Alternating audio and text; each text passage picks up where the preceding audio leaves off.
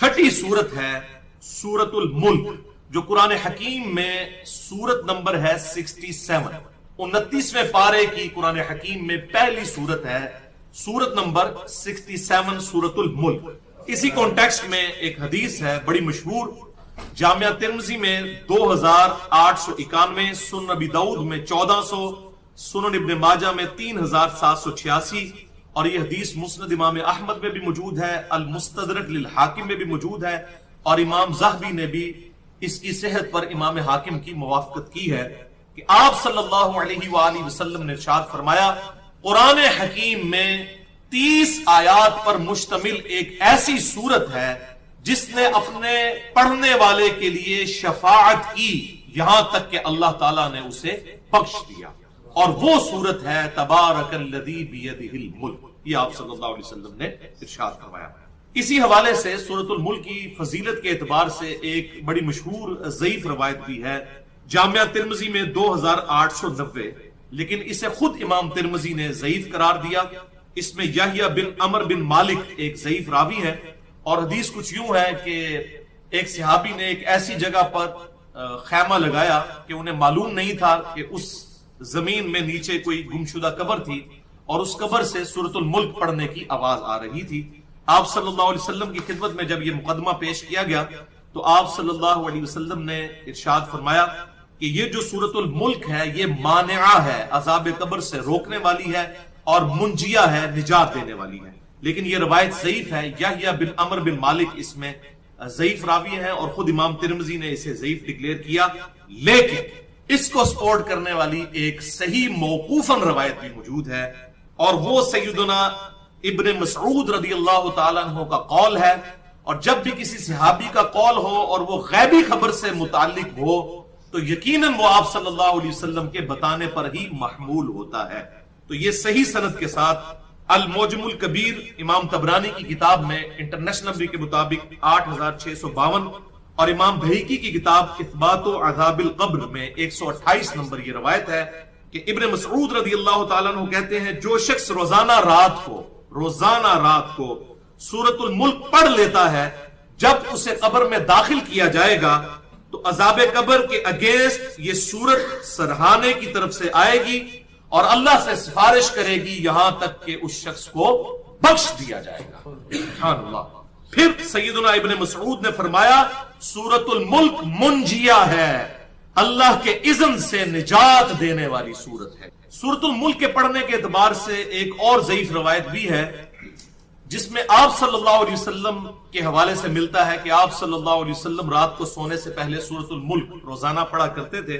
वो जामिया तिर्मिज़ी में international number के मुताबिक 2892 नंबर हदीस है कि आप सल्लल्लाहु अलैहि वसल्लम रोजाना सोने से पहले सूरतुल सजदा और सूरतुल मुल्क की तलावत फरमाया करते थे। लेकिन ये हदीस भी उसूल मुहद्दिसीन पर ज़ईफ है। शेख अलबानी को गलती लगी और खुद शेख अलबानी के शागिर्दों ने उन पर गिरफ्त की कि यह रवायत बिल्कुल ज़ईफ है। इसमें लैथ बिन अबी सलीम मशहूर ज़ईफ रावी है, और इसके अलावा जितने भी तुरुक हैं इसके, उनमें एक कॉमन प्रॉब्लम है कि अबू जुबैर मुदल्लिस है और अन से रवायत कर रहे हैं और समा की तसरीह मौजूद नहीं है। लिहाजा ये हदीस जो है उसूल मुहद्दिसीन पर ज़ईफ है। लेकिन इसी हवाले से एक और रवायत भी मौजूद है बिल्कुल सही सनद के साथ, एक जलीलुल कद्र ताबई के हवाले से खालिद बिन मादान रहमहुल्लाह ताला अल मुतवफ़ा 103 हिजरी, उनके बारे में सही सनद के साथ सुनन दारमी में इंटरनेशनल नंबर के मुताबिक 3410 नंबर हदीस है। मिशकात में भी ये मौजूद है 2176, और इसके फुट नोट पे शेख जुबैर लिज़ई रहमहुल्लाह ने पूरी बहस की है, और ये बहस अलग से भी उनके जो फतावा इल्मिया है उसकी पहली जिल्द में शामिल है, सूरह मुल्क के हवाले से भी, सूरह सजदा के हवाले से भी, कि खालिद बिन मादान ताबई अल मुतवफ़ा 103 हिजरी सूरतुल सजदा और सूरतुल मुल्क दोनों सूरतों के बारे में फरमाया करते थे कि ये दोनों सूरतें अपने पढ़ने वाले के मुतालिक कब्र में झगड़ा करेंगी और अल्लाह से कहेंगी। अब ये बात तो हजरत इब्न मसूद के कौल से भी हमें पता चली। अल्लाह से कहेंगी कि या अल्लाह, अगर हम तेरी किताब में हैं तो हमारी ये शफात इस बंदे के हक में कबूल कर जो कि हमें पढ़ा करता था, वरना हमें अपनी किताब से ही निकाल दे। अल्लाह अकबर। اور وہ سفارش کرتی رہیں گی یہاں تک کہ اللہ تعالیٰ اس شخص کو جو سورۃ السجدہ اور سورۃ الملک پڑھا کرتا تھا اللہ تعالیٰ اس کی بخشش فرما دے گا. اور اس میں یہ بھی الفاظ ہیں کہ یہ دونوں صورتیں پرندوں کی طرح اپنے پر پھیلا لیں گی اور عذاب قبر کو روکیں گی. الحمدللہ سورۃ السجدہ اور سورۃ الملک. اور اس کی کنکلوژن سنن دارمی کی اس روایت 3410 کی ان الفاظ پہ ہوتی ہے کہ وہ تبع تابعی ابو خالد کہتے ہیں کہ خالد بن معدان رحمہ اللہ المتوفا 103 ہجری جلیل القدر تابعی اور کئی صحابہ کے شاگرد وہ اس وقت تک رات کو سویا نہیں کرتے تھے جب تک کہ سورۃ الملک اور سورۃ السجدہ کی تلاوت نہ کر لیں. لہذا یہ ساری کی ساری باتیں سپورٹنگ ہو جاتی ہیں ان ضعیف روایتوں کو بھی. لہذا اس حوالے سے ہمیں ایک اور سورت کی فضیلت بھی پتہ چلی, 7ویں سورت, اور وہ ہے سورۃ السجدہ. سورت نمبر ہے 32, پارہ نمبر 21 میں. بھائیو سورۃ الملک 67 نمبر سورت اور سورۃ السجدہ 32 نمبر سورت. اس کی عادت بنائیں کہ اسے رات کو سونے سے پہلے پڑھ لیا کریں. دونوں ہی 30 آیات پر مشتمل ہے, زیادہ ٹائم نہیں لگتا. جو روزانہ پڑھنے والا ہے اس کو 5-7 منٹ میں دونوں صورتیں وہ پڑھ سکتا ہے. اور انہی کی امپورٹنس کے پیش نظر میں نے الگ سے بھی 2 لیکچرز انہی 2 صورتوں پر ریکارڈ کروائے ہوئے ہیں. مسئلہ نمبر 76 جو رمضان المبارک 1434 ہجری 2013 میں ہماری جو سالانہ نشست ہوئی تھی سورۃ السجدہ میں فکر آخرت کے بیان کے حوالے سے ہم نے یہ پوری سورت کور کی تھی 1 گھنٹے میں. اور مسئلہ نمبر 93 جو پچھلے رمضان میں 1435 ہجری میں 2014 کے اندر جو ہماری فائنل نشست ہوئی تھی اس میں نے سورۃ الملک کو بھی اس کی فضیلت اور ترجمہ اور تفسیر کو بیان کیا تھا. سورۃ السجدہ پرٹیکولرلی فکر آخرت کے اعتبار سے بڑی اہم سورت ہے اور یہی وجہ ہے کہ صحیح بخاری اور صحیح مسلم کی متفق علیہ حدیث ہے. بخاری میں 891, مسلم میں 2034 کہ امام کائنات سید الاولین والآخرین شفیع المذنبین رحمت للعالمین سیدنا و مولانا امام اعظم محمد رسول اللہ صلی اللہ علیہ وآلہ وسلم ہر جمعے کی فجر کی نماز جو ہوا کرتی تھی اس میں پہلی رکعت میں سورۃ السجدہ اور دوسری رکعت میں سورۃ الدہر کی تلاوت فرمایا کرتے تھے کیونکہ یہ سورت تذکیر کرنے والی ہے, نصیحت والی ہے. تو جمعے کا دن تو ہے ہی نصیحت کا دن. آپ صلی اللہ علیہ وسلم صبح کا آغاز ہی فجر میں پہلی رکعت میں سورۃ السجدہ پڑھ کر کیا کرتے تھے. بخاری اور مسلم کی متفق علیہ حدیث. لہذا اپنی روٹین بنائے کہ سورہ السجدہ اور سورۃ الملک رات کو سونے سے پہلے پڑھ لیا کریں.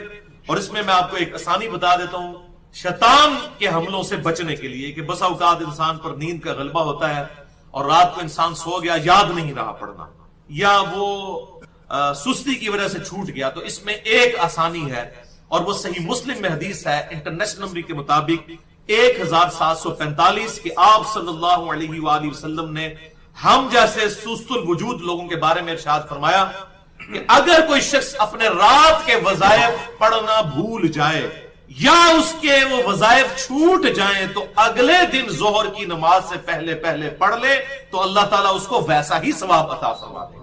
تو اگر کوئی رات کو پڑھنا سورہ السجدہ یا سورۃ الملک بھول گیا اگلے دن فجر کے بعد پڑھ لے, فجر کے بعد نہیں پڑھ سکا تو ظہر کی نماز سے پہلے پڑھ لے تو اس کو وہی فضیلت ملے گی انشاءاللہ. یہ دونوں صورتیں عذاب قبر سے بچائیں گی اور پرندوں کی مانند اپنے پر پھیلا کر اللہ تعالیٰ کے عذاب کے اگینسٹ ہماری شفاعت کرے گی انشاءاللہ تعالی.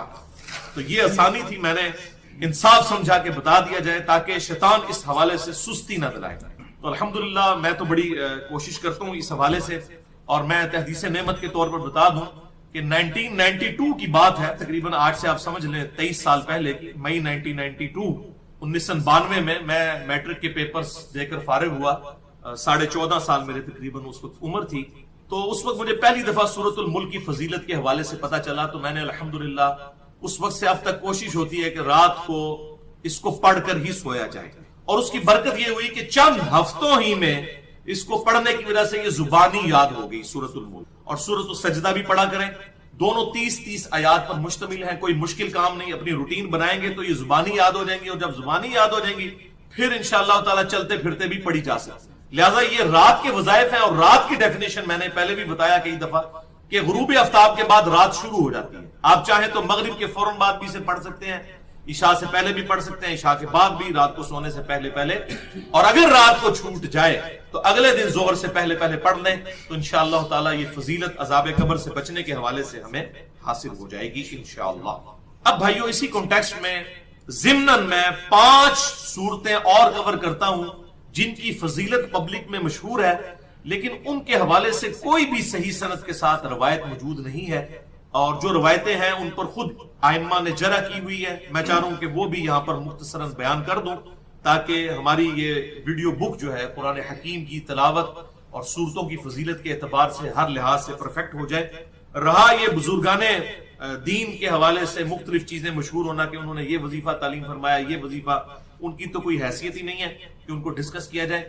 البتہ جو حدیث کی کتابوں میں روایتیں موجود ہیں تو 5 میں ایسی روایتیں کور کروں گا 5 صورتوں کی فضیلت کے اعتبار سے کہ وہ ضعیف ہیں۔ پہلی حدیث جامعہ ترمذی میں انٹرنیشنل نمبر کے مطابق 2922 نمبر ہے کہ آپ صلی اللہ علیہ وسلم نے ارشاد فرمایا، جو شخص صبح کے وقت 3 بار پڑھے اعوذ باللہ السمیع العلیم من الشیطان الرجیم بسم اللہ الرحمن الرحیم، اور اس کے بعد سورۃ الحشر کی آخری 3 آیات کو پڑھے واللہ الذی لا الہ الا ھو عالم الغیب والشہادہ، یہ والی آیات صبح پڑھ لے تو شام تک 70,000 فرشتے اس کے لیے دعائے رحمت کریں گے، شام کو پڑھ لے تو صبح تک 70,000 فرشتے اس کے لیے دعائے مغفرت کریں گے۔ یہ روایت اصول محدثین پر ضعیف ہے۔ اس میں خالد بن طہمان ایک راوی ہیں جو اختلاط کا شکار ہو گئے تھے، یعنی ان کا حافظہ بگڑ گیا تھا اس زمانے میں، انہوں نے یہ روایت بیان کی، لہٰذا وہ ایکسیپٹیبل نہیں۔ دوسری حدیث بھی جامعہ ترمذی میں ہے انٹرنیشنل نمبر کے مطابق 2888 کہ آپ صلی اللہ علیہ وسلم نے ارشاد فرمایا، جو رات کو سورۃ الدخان پڑھ کر سوئے، سورت نمبر 44 پارہ نمبر 25 میں، تو 70,000 فرشتے صبح تک اس کے لیے دعائیں مغفرت کرتے ہیں۔ لیکن اس روایت کو بھی خود امام ترمذی نے ضعیف ڈکلیئر کیا، اور امام بخاری کا قول بھی نقل کیا کہ یہ روایت صحیح نہیں ہے۔ اس میں عمر بن خصیم منکر الحدیث راوی ہے۔ منکر الحدیث وہ راوی ہوتا ہے جو ریجیکٹڈ پرسنالٹی ہوتا ہے، جس کی حدیثیں ترک کر دی جائیں، یہ بڑی شدید جرح ہوتی ہے کسی پر کہ یہ منکر الحدیث۔ تیسری حدیث شعب الایمان امام بہقی کی کتاب میں ہے 2498 کہ جو شخص ہر رات کو سورۃ الواقعہ پڑھ کر سوئے وہ کبھی فاقے کا شکار نہیں ہوگا۔ اور ابن مسعود رضی اللہ تعالیٰ عنہ اپنی بیٹیوں کو حکم دیتے تھے کہ رات کو سونے سے پہلے سورۃ الواقعہ پڑھیں، لیکن یہ بھی روایت ضعیف ہے۔ اس میں ایک راوی ہیں شجاع، وہ ضعیف ہیں، اور ابو طیبہ، یہ بلکہ یہ دونوں راوی جو ہیں ابو طیبہ اور شجاع، یہ دونوں مجہول اور ان نون راوی ہیں، اور لاپتہ لوگوں کی روایتیں محدثین کے میدان میں ایکسیپٹیبل نہیں ہوئی۔ چوتھی حدیث بھی شعب الایمان امام بہقی کی کتاب میں 2518 ہے کہ آپ صلی اللہ علیہ وسلم نے ارشاد فرمایا، جو سورۃ التکاثر پڑھ لے تو اسے 1000 آیات کا ثواب ملے گا، لیکن اس کی سند بھی ضعیف ہے۔ اس میں عقبہ بن محمد مجہول راوی ہیں، ان نون راوی ہیں، ان کی کوئی توثیق کسی بھی محدث سے ثابت نہیں۔ اور پانچویں حدیث شعب الایمان امام بہقی کی کتاب میں ہی 2494 ہے کہ آپ صلی اللہ علیہ وسلم نے ارشاد فرمایا کہ ہر چیز کا حسن و جمال ہوتا ہے، اور قرآن کا حسن و جمال سورۃ الرحمن ہے، لیکن یہ روایت بھی بالکل جھوٹی روایت ہے، ضعیف بھی نہیں، جھوٹی روایت ہے۔ اس میں احمد بن حسن منکر الحدیث ہے، اور علی بن حسین بن جعفر ایک کذاب راوی ہے جس نے یہ روایت بیان کی۔ تو یہ 5 کی 5 روایتیں جو ہیں وہ اصول محدثین پر ایکسیپٹیبل نہیں ہیں۔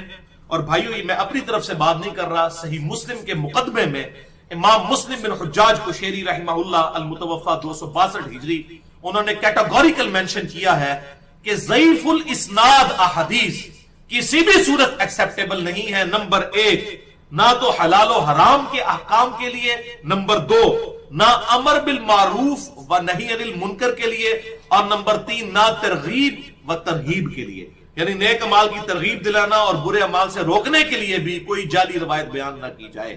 تو یہ ہمارا اپنا کوئی فتویٰ نہیں ہے، امام مسلم نے آج سے 1200 سال پہلے صحیح مسلم کے مقدمے میں لکھا، اور یہ اتنا اہم مقدمہ ہے کہ میں نے تقریباً 1 گھنٹہ 25 منٹ میں یہ پورا مقدمہ کور کیا ہے۔ مسئلہ نمبر 36 کے نام سے اہل سنت پاک.com پر ضعیف الاسناد اور من گھڑت احادیث کے فتنے کا تحقیقی جائزہ، جس میں میں نے یہ پورا مقدمہ کور کیا ہے، اور 5 ایسی مثالیں دی ہیں ضعیف الاسناد احادیث کی جو ہماری کتابوں میں موجود ہیں کہ اگر ان روایتوں کو ہم صحیح اور ضعیف کا فرق نہ کریں، ان روایتوں کو صحیح ایکسپٹ کر لیں تو ہمارے ایمان کا ہی بیڑا غرق ہو جائے، وَلِعَوْذُ بِاللَّهِ تَعَالَى۔ لیکن ایک اہم بات یہ ہے کہ اگر کوئی یہ وظائف کر رہا ہے، چونکہ یہ وظائف قرآن کے ہیں، اور بسا اوقات یہ وظائف سورۃ الواقعہ کوئی سال سے پڑھ رہا تھا، سورۃ الرحمن پڑھ رہا تھا، اس کی وجہ سے اسے زبانی یاد ہو چکی، تو یہ وظیفے چھوڑے نا۔ کیوں؟ یہ قرآن پاک کی آیات ہیں، اس کو عمومی طور پر تو ثواب ملے گا ہی ملے گا۔ چھوڑنے کا نقصان یہ ہوگا کہ جو یاد تھی وہ بھول جائے گا، پھر بھولنے کی وعید الگ سے۔ لہذا یہ جو ثواب حاصل ہو رہا ہے بالکل کرتے رہے۔ اس فضیلت کے بغیر بھی ایک عمومی فضیلت تو ہے، چاہے سورۃ الرحمن کوئی پڑھے، سورۃ التکاثر کوئی پڑھے، یہ کوئی بابوں کے وظیفے تو نہیں ہیں، یہ اللہ کی کتاب ہے۔ اگر کوئی ویسے بھی پڑھ رہا ہے تو وہ پڑھتا رہے، کیونکہ وہ جرنل حدیث یاد کر لیں بالکل صحیح سند کے ساتھ۔ جامعہ ترمذی میں موجود ہے انٹرنیشنل نمبر کے مطابق 2910، سنن دارمی میں بھی موجود ہے کہ آپ صلی اللہ علیہ وسلم نے ارشاد فرمایا، جو شخص کتاب اللہ سے ایک حرف پڑھے اللہ تعالیٰ اسے ایک نیکی عطا فرمائے گا اور اس نیکی کو پھر 10 گنا کر دے گا۔ میں نہیں کہتا کہ الف لام میم ایک حرف ہے، بلکہ الف ایک حرف، لام ایک حرف اور میم ایک حرف ہے، یعنی 30 نیکیاں ملیں گی، آپ صلی اللہ علیہ وسلم نے ارشاد فرمایا۔ لہذا یہ عمومی ثواب ملتا رہے گا۔ تو جو لوگ سال سے سورۃ الحشر کی 3 آیات پڑھ رہے ہیں، یا سورۃ الواقعہ پڑھ رہے ہیں، یا سورۃ التکاثر پڑھ رہے ہیں، یا سورۃ الرحمن پڑھ رہے ہیں، تو وہ اسی طریقے سے پڑھتے رہیں، کوئی پرابلم نہیں ہے، اس میں ثواب انشاءاللہ تعالی ملتا رہے گا، تاکہ یہ صورتیں یاد رہیں، بھول نہ جائیں۔ تو یہ ایک منصف مزاج آدمی کو اسی طریقے سے ہی ایڈریس کرنا چاہیے تھا، اس لیے میں نے ایمانداری کے ساتھ اس مسئلے کو بیان کر دیا۔ اب بھائیو 8ویں سورت ہے سورہ الزلزال، سورۃ الزلزال، جو سورت نمبر ہے 99، پارہ نمبر 30 میں۔ اعوذ باللہ من الشیطان الرجیم، بسم اللہ الرحمن الرحیم۔ اذا زلزلت الارض زلزالها واخرجت الارض اثقالها وقال الانسان ما لها يومئذ تحدث اخبارها بأن ربك أوحى لها يومئذ يصدر الناس أشتاتا ليروا أعمالهم فمن يعمل مثقال ذرة خيرا يره ومن يعمل مثقال ذرة شرا يره۔ سورۃ الزلزال کی فضیلت کے اعتبار سے سنن نبی داؤد میں انٹرنیشنل نمبر کے مطابق 1399 نمبر حدیث ہے، جو مسند امام احمد میں بھی موجود ہے، المستدرک للحاکم میں بھی موجود ہے، اور امام ذہبی نے بھی موافقت کی ہے کہ ایک شخص نے عرض کی، یا رسول اللہ صلی اللہ علیہ وسلم مجھے قرآن پڑھا دیجئے۔ تو آپ صلی اللہ علیہ وسلم نے فرمایا کہ الف لام را والی 7 صورتوں میں سے 5 صورتوں میں سے کوئی سی 3 صورتیں پڑھ لو۔ یہ 5 صورتیں کون سی ہیں؟ سورہ یونس، سورہ ہود، سورہ یوسف، سورہ ابراہیم اور سورہ الحجر، ان میں سے کوئی 3 صورتیں پڑھو۔ تو اس نے عرض کیا، اللہ کے رسول صلی اللہ علیہ وسلم میں بوڑھا ہو چکا ہوں، میری زبان موٹی ہو چکی ہے اور دل بڑا سخت ہو چکا ہے، کوئی اور آسان سا وظیفہ تعلیم فرمائے۔ تو آپ صلی اللہ علیہ وسلم نے فرمایا کہ حامیم والی 7 صورتوں میں سے کوئی سی 3 صورتیں پڑھ لو۔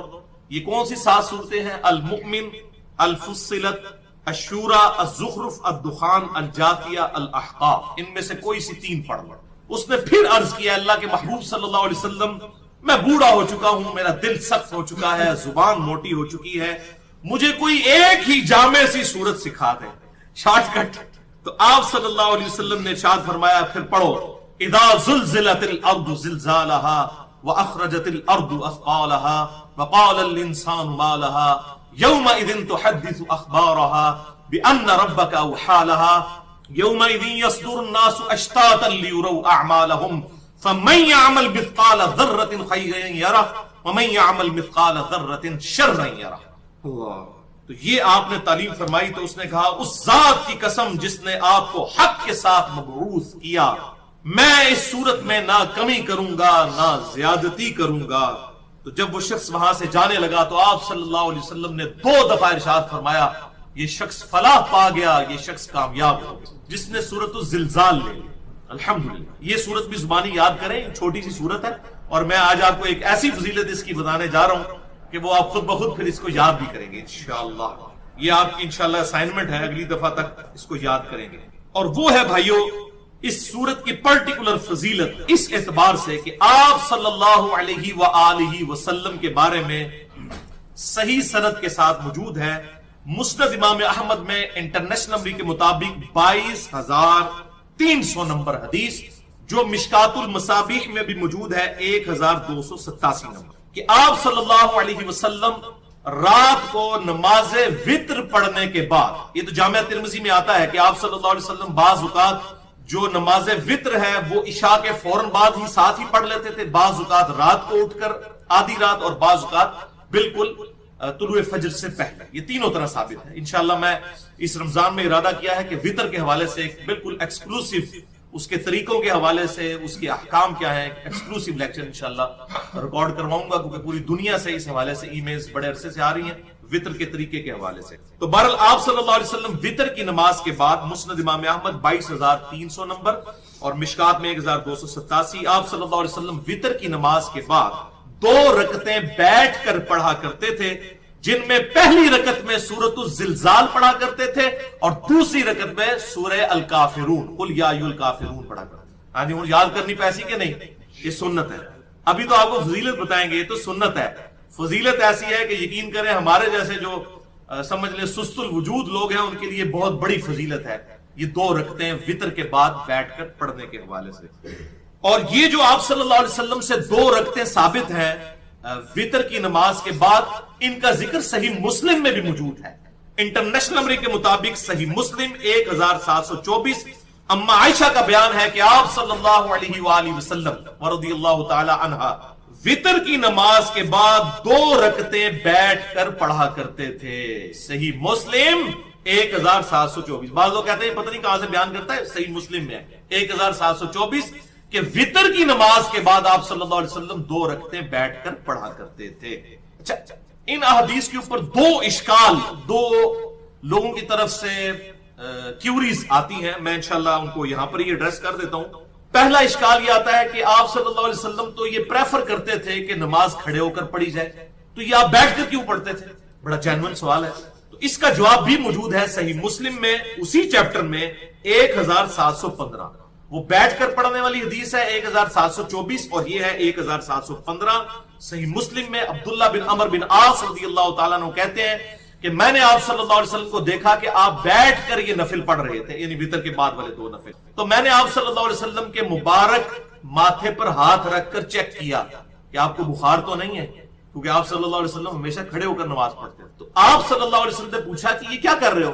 تو انہوں نے عرض کیا اللہ کے رسول آپ کی طبیعت تو ٹھیک ہے، آپ نے تو ہمیں ارشاد فرمایا ہے کہ کھڑے ہو کر نماز پڑھنے کی بنسبت اگر کوئی بیٹھ کر پڑھے تو اسے آدھی نماز کا ثواب ملتا ہے، یہ بھی یاد رکھیں۔ تو آپ نے فرمایا ہاں یہ بالکل تم نے صحیح کہا، لیکن میں تمہاری طرح نہیں ہوں۔ یعنی آپ صلی اللہ علیہ وسلم کی یہ خصوصیت ہے کہ آپ اگر بیٹھ کر بھی نماز پڑھیں تو آپ کو اللہ تعالیٰ کھڑے ہو کر نماز پڑھنے کے برابر ثواب عطا فرماتا ہے۔ لہذا یہ جو بعض صوفیاء جو ہے نا وہ خام خواہ انہوں نے ضد لگائی ہوئی ہے کہ ہم نے وتر کے بعد والی رکعتیں بیٹھ کے ہی پڑھنی ہے، وہ بالکل 100% غلطی پر ہے، کیونکہ آپ نے ان کو اپنے ساتھ مخصوص کیا ہے کہ یہ میری خصوصیت ہے کہ میں بیٹھ کر بھی پڑھوں تو مجھے ڈبل ثواب ہے۔ لہذا یہ جو کہتے ہیں کہ ہم حضور کی سنت پر عمل کریں گے، آپ کا حکم جو ہے وہ سنت پر فوقیت رکھتا ہے۔ آپ نے وہ سنت ہمارے لیے نہیں ہے، ہمارے لیے ہے کہ ہم نے وہ 2 رکعتیں پڑھنی ہے لیکن کھڑے ہو کر، کیونکہ آپ نے فرمایا میں تمہاری طرح نہیں ہوں، مجھے اللہ تعالیٰ اس حالت میں بھی پورا ثواب دیتا ہے۔ لہذا بیٹھ کر پڑھیں گے تو آدھا ثواب ہے، پورا پڑھیں اگر کسی کا عذر ہے تو بوڑھا ہو چکا ہے یا مریض ہے وہ الگ بات، وہ تو فرض بھی بیٹھ کے پڑھ سکتا ہے، لیکن عام حالت میں جان بوجھ کے ضد لگانا کہ وتر کے بعد بیٹھ کے پڑھنا ہے تو یہ بالکل جو ہے وہ ہٹ درمی پر مشتمل ہے اور بالکل آؤٹ آف کانٹیکسٹ بات کرنا ہے۔ آپ صلی اللہ علیہ وسلم نے وہ اپنے لیے مخصوص کیا ہے اور فرمایا کہ یہ میرے ساتھ خاص اس حوالے سے کہ مجھے اللہ تعالیٰ پورا ثواب دے گا، یعنی تم پڑھو گے تو آدھا ہی ملے گا، تمہارا معاملہ الگ ہے۔ لہٰذا وتر کے بعد یہ 2 رکعتیں کھڑے ہو کر ہی پڑھی جائیں۔ یہ تو پہلا اشکال تھا، یہ تو تب عام بیچارے لا علم لوگوں کا اشکال تھا۔ اب پڑھے لکھے لوگ بھی ہیں، پڑھے لکھے جاہل بھی ہوتے ہیں، بعض اوقات وہ جاہل ہوتے ہیں اور بعض اوقات بیچاروں کو پتہ نہیں ہوتا۔ ہم نہیں کہتے کہ وہ ارادتاً ایسی بات کرتے ہیں، تو ان کا اشکال بھی دور کر دیتے ہیں، اور وہ اشکال ہے ٹیکنیکل ذرا۔ صحیح بخاری میں 998 نمبر حدیث ہے اور صحیح مسلم میں 1755 کہ آپ صلی اللہ علیہ وسلم نے ارشاد فرمایا کہ وتر کو اپنی آخری نماز بناؤ، وتر کو اپنی آخری نماز بناؤ۔ اور ایک اور حدیث ہے وہ صحیح بخاری میں 990، مسلم میں 1748 کہ آپ صلی اللہ علیہ وسلم نے فرمایا کہ جب نماز پڑھ چکو تو آخر میں وتر پڑھو، وہ تمہاری پوری نماز کو وتر کر دیں گے۔ پوری نماز کو کیا کر دیں گے؟ وتر۔ وتر عربی میں کہتے ہیں طاق کو، انگلش میں کہتے ہیں آڈ کو۔ تو یہ پوری نماز وتر ہو جائے گی جب اینڈ پر وتر پڑھے جائیں گے۔ تو اس کا ٹیکنیکل جواب سن لیں، اگر کسی نے اینڈ پر وتر پڑھے اور پوری نماز طاق کر لی، اور طاق سپوز اس نے کر لی 10 رکعتیں تھی تو 11 ہو گئی، اب 11 میں اگر 2 رکعتیں ایڈ کی جائیں تو طاق بنتا ہے یا جفت؟ طاق۔ 2 اور ایڈ کر لیں تو کیا بنے گا؟ طاق۔ تو نماز طاق ہی رہے گی۔ اگر وتر کے بعد بھی 2 رکعتیں شامل کر لی جائیں تو جو طاق بن چکی ہے وہ جفت نہیں دوبارہ ہوگی۔ ہاں، اسی لیے منع کیا گیا کہ ایک رات میں 2 دفعہ وتر نہیں پڑھ سکتے، دوسری دفعہ جب وتر پڑھیں گے تو آڈ اور آڈ مل کر پھر ایون بن جائیں گے، تو وہ جفت نہیں ہوگی۔ آڈ میں جتنے بھی ایڈ کرتے جائیں گے وہ طاق کی طاق، وتر کی وتر رہے گی۔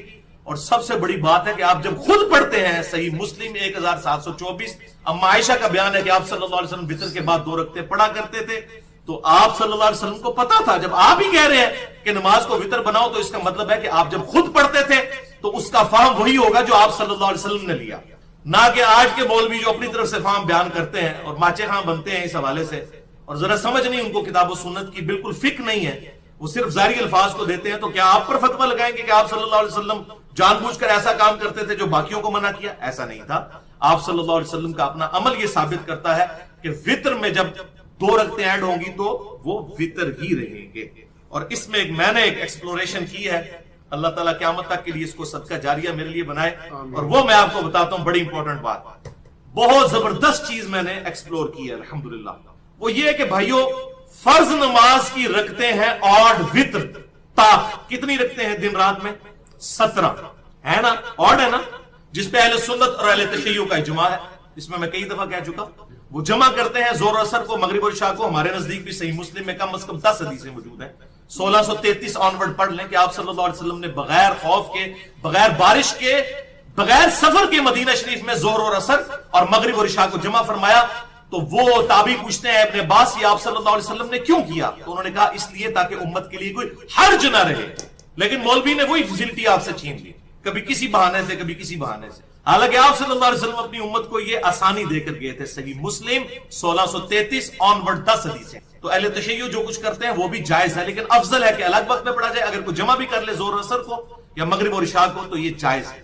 بہرحال 17 رکعتیں کیا ہے؟ 2 فجر کی، 4 ظہر، 4 عصر، 3 مغرب، 4 عشاء، جس پہ اہل سنت اور اہل تشیع کا اجماع ہے۔ 17 رکعتیں ہیں فرض نماز کی، آڈ ہیں، وتر ہے۔ یہ تو سب کو پتا ہے۔ جو اللہ تعالیٰ نے مجھ پر حقیقت کھولی ہے وہ یہ ہے کہ جو نفلی عبادات ہے نا ہماری، وہ بھی 17 ہی ہیں اور وہ بھی آڈ ہے۔ وہ گنے کیسے؟ 12 تو ہوگی سنت موقدہ، جو بخاری و مسلم کی متفق علیہ حدیث ہے کہ آپ صلی اللہ علیہ وسلم فجر سے پہلے 2 رکعتیں پڑھتے تھے، زور سے پہلے 4، زور کے بعد 2، کتنی ہو گئی؟ 8، 6 زور کی 2 پہلی، وہ 8، 2 مغرب کے بعد، 2 عشاء کے بعد 12۔ یہ 12 سنت موقدہ آپ صلی اللہ علیہ وسلم پڑھا کرتے تھے، فرض کے علاوہ نفل پڑھا کرتے تھے۔ حدیث میں سنت کی ٹرم نہیں استعمال ہوتی، نفل کی۔ عبادتیں 2 ہی ہیں، یہ فرض ہے، یہ نفل۔ فرض کو ہی بعض اوقات واجب کے لیے بھی کہا جائے، لفظ استعمال ہوتا ہے انٹرچینجبل، پر ایک باریک سا فرق ہے، وہ فقہ کی ٹرم میں عام آدمی کی ضرورت نہیں ہے۔ تو نفلی عبادت جو ہوتی ہے اسی کو جب آپ ہمیشہ کریں تو سنت موقدہ ہے، کبھی کریں کبھی چھوڑ دیں تو غیر موقدہ ہے۔ یہ ہم نے سمجھانے کے لیے ٹرم ڈیوائز کی ہے، ورنہ احادیث کی بکس میں آپ کو یہ 12 رکعتیں بھی نفل ہی ملیں گے۔ نفل کہتے ہیں عربی میں نفلون، اضافی نماز۔ تو یہ 12 تو ہوگی سنت موقدہ۔ اس کے علاوہ ایک اور سنت موقدہ ہے اور وہ ہے وتر کی 3 رکعتیں، ہے کہ نہیں؟ جو صحیح بخاری میں انٹرنیشنل نمبر کے مطابق 993 نمبر حدیث ہے کہ وہ تابعی کہتے ہیں کہ میں نے تو صحابہ کو 3 رکعت وتر ہی پر پایا ہے، البتہ ایک پڑھنے میں بھی حرج نہیں، لیکن صحابہ کا عمومی عمل 3 وتر ہے۔ جو بخاری اور مسلم کی متفق علیہ حدیث ہے کہ رمضان ہو یا غیر رمضان، آپ صلی اللہ علیہ وسلم 11 سے زیادہ رکعتیں رات کو نہیں پڑھتے تھے، یعنی 8 نوافل یا 8 قیام اللیل، یا اس کو ہم تراویح بھی کہتے ہیں، اور 3 وتر۔ اور مصنف ابن ابی شیبہ میں صحیح سند کے ساتھ یہ حدیث موجود ہے، مولا علی رضی اللہ تعالیٰ عنہ کا قول کہ وتر سنت ہے، وتر سنت ہے، سنت ہے، مگر اسے مت چھوڑو، یعنی یہ تاکیدی سنت ہے، جیسے فجر کی 2 سنتیں تاکیدی ہیں اور اسی طریقے سے عشاء کے 3 وتر بھی تاکیدی سنت ہے۔ لہذا امام حنیفہ رحمہ اللہ کا یہ جو موقف ہے کہ یہ واجب ہے، تو ہم اس کو واجب کا لفظ تو نہیں بولتے، قریب الواجب تو ہے، کیونکہ یہ آپ صلی اللہ علیہ وسلم نے نہیں چھوڑے، حتیٰ کہ احادیث میں آتا ہے بخاری اور مسلم میں آپ صلی اللہ علیہ وسلم نے ارشاد فرمایا اگر کوئی وتر بھول جائے یا چھوٹ جائے تو وہ جب اس کو یاد آئے پڑھ لیں، یعنی وتر کی قضا بھی کرنی ہوتی ہے، یہ بڑی تاکیدی سنت ہے۔ تو 12 سنتیں موقدہ اور 3 وتر کتنے ہو گئے؟ 15، اور 3 وتر کے بعد 2 رکعتیں ملا کے کتنی ہوئی؟ 17 پوری ہوگی۔ 17 ہی فرض ہیں اور 17 ہی نفلی عبادتیں ہیں الحمدللہ۔ ان 17 اور 17 یہ 2 17 جو ہے نا، ان کو ضرور پورا کیا کریں۔ کبھی کسی کی زور کی 4 سنتیں یا 2 سنتیں چھوٹ گئیں تو وہ بے شک مغرب کے بعد پڑھ لے، رات کو سونے سے پہلے پڑھ لے، تاکہ یہ 17 کا عدد جو ہے نا ہم فرض میں جیسے پورا کرتے ہیں نفل میں بھی انشاءاللہ تعالیٰ پورا کر کے سوئیں تو انشاءاللہ تعالیٰ بہت فضیلت اس اعتبار سے ملے گی۔ باقی رہا انشاءاللہ وتر کی ڈیٹیل، وہ میں انشاءاللہ تعالیٰ رمضان مبارک میں انشاءاللہ کور کروں گا۔ اب اینڈ پہ اس حوالے سے اس کی فضیلت بھی سن لیں 2 رکعتوں کی۔ ابھی تک تو میں نے ان کو ڈسکس کیا نا، وتر کے بعد والی 2 رکعتیں، اور وہ فضیلت ہے سنن دارمی میں انٹرنیشنل نمبر کے مطابق 1594 اور مشکات میں 1286 نمبر حدیث ہے۔ آپ صلی اللہ علیہ وسلم نے ہمارے جیسے سست الوجود لوگوں کے لیے ارشاد فرمایا کہ بے شک رات کی بیداری ایک مشکل کام ہے، لہذا جب تم وتر پڑھ چکو تو 2 رکعتیں پڑھ لیا کرو، اگر رات کو آنکھ بھی نہ کھلی تو یہ 2 رکعتیں تمہارے لیے کفایت کر جائیں گے، یعنی تہجد کے ایکویلنٹ ثواب مل جائے گا۔ کیا الفاظ ہے کہ رات کی بیداری ایک مشکل کام ہے، جب تم وتر پڑھ چکو تو 2 رکعتیں پڑھ لیا کرو، اگر رات کو آنکھ نہ بھی کھلی تو یہ تمہارے لیے کفایت کر جائیں گے الحمدللہ۔ اور تو یہ رات کو جو اس حوالے سے کمزوری کا شکار ہے، رات کو وتر پڑھ کے سوئیں، آخری پہر میں پڑھنا تو افضل ہے، لیکن بخاری اور مسلم کی متفقون علیہ حدیث ہے، حضرت ابو ہریرہ کہتے ہیں مجھے حضور صلی اللہ علیہ وسلم نے یہ وصیت کی تھی کہ میں رات کو وتر پڑھے بغیر کبھی نہ سویا کروں، تو آپ صلی اللہ علیہ وسلم نے یہ پریفریبل ہے کہ آخری پہر میں اٹھیں، لیکن اگر کوئی پہلے پڑھ کے سوتا ہے تو یہ بھی آپ صلی اللہ علیہ وسلم کی سنت سے ثابت ہے۔ بل اس حوالے سے انشاءاللہ میں وتر پہ بڑی ڈیٹیل سے گفتگو کروں گا رمضان مبارک میں، اور اس ایشو کو بھی انشاءاللہ ایڈریس کیا جائے گا۔ یہ حدیث یاد رکھیے گا ہمیشہ، سنن دارمی 1594 اور مشکات میں 1286، بے شک رات کی بیداری ایک مشکل کام ہے، جب تم وتر پڑھ چکو تو اس کے بعد 2 رکعتیں ادا کر لیا کرو، اگر رات کو آنکھ نہ کھلی تو اللہ تعالیٰ تمہارے لیے اس کو کفایت کر دے گا، یعنی تہجد کا ثواب ملے گا۔ اور وہ سورۃ الزلزال کے کانٹیکسٹ میں بات آ رہی تھی، وہیں پر کنکلوڈ کرتا ہوں کہ آپ صلی اللہ علیہ وسلم کی جو حدیث میں بیان کر چکا مسند امام احمد میں 22300 اور مشکات میں 1287، کہ آپ صلی اللہ علیہ وسلم وتر کے بعد جو 2 رکعتیں پڑھا کرتے تھے، پہلی رکعت میں سورۃ الزلزال اور دوسری رکعت میں قل یا ایھا الکافرون پڑھا کرتے تھے۔ یہ دونوں صورتیں یاد کریں اور اس فضیلت کو حاصل کریں انشاءاللہ تعالی۔ اب آخری 4 صورتوں کی فضیلت رہ گئی ہے، اور وہ آخری 4 صورتیں 4 مشہور قل ہیں، انشاءاللہ میں ان کو ایڈریس کروں گا، لیکن ایک دفعہ درود شریف پڑھ لیجئے۔ اللہم صلی علی محمد وعلی آل محمد کما صلیت علی ابراہیم وعلی آل ابراہیم انک حمید مجید، اللہم بارک علی محمد وعلی آل محمد کما بارکت علی ابراہیم وعلی آل ابراہیم انک حمید مجید۔ آخری 4 صورتیں 4 قل ہیں، 9ویں صورت چونکہ 12 کور کرنی ہے، ان میں یہ 9واں نمبر بن رہا ہے۔ سورۃ الکافرون صورت نمبر ہے 109، پارہ نمبر 30۔ اعوذ باللہ من الشیطان الرجیم، بسم اللہ الرحمن الرحیم۔ قل یا ایھا الکافرون لا اعبد ما تعبدون ولا انتم عابدون ما اعبد ولا انا عابد ما عبدتم ولا انتم عابدون ما اعبد لکم دینکم ولی دین۔